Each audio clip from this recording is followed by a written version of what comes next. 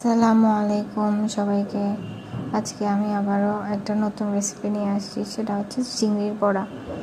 তো ফার্স্টে চিংড়িগুলো ভালো করে পরিষ্কার করে নিয়ে কিছুটা ডাল ব্লেন্ডার করে বা শিল পাটায় বেটে নিয়ে ওগুলো নিব। কাঁচামরিচ কুচি, হলুদ, মরিচ, মশলা সব সব কিছু দিয়ে সাথে পেঁয়াজ কুচিও অ্যাড করতে হবে।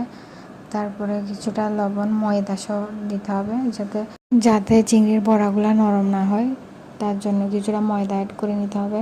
তো আমি হাতে মাখা ট্রাই করতেছি, এখানে আসলে পারতেছি না, হাতে কাটাগুলো লাগতেছে, পরে চামচের সাহায্য করে নিলাম।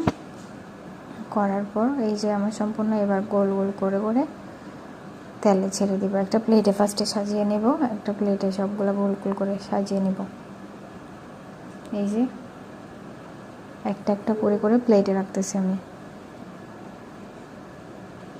যাতে আমার তেলে দেওয়ার টাইমে একটু সুবিধা হয়।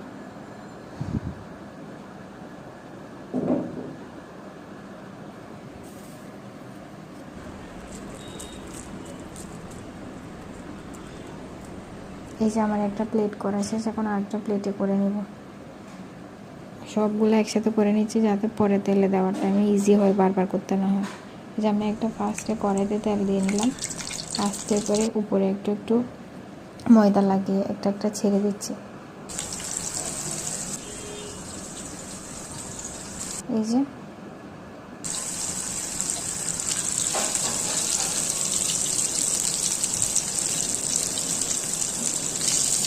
তো এখানে এক পাশ হয়ে গেছে, আমি একটা খুন্তির সাহায্যে আস্তে আস্তে করে সব উল্টে পাল্টে নিব যাতে নিচের পাটটা পুড়ে না যায়।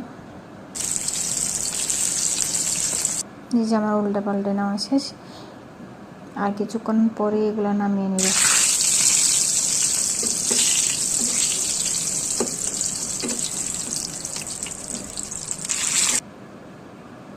এই যে তারপর আমি এগুলো একটা প্লেটে উঠাই নেব। তারপর আস্তে আস্তে করে বাকিগুলো তেলে ছেড়ে দিব।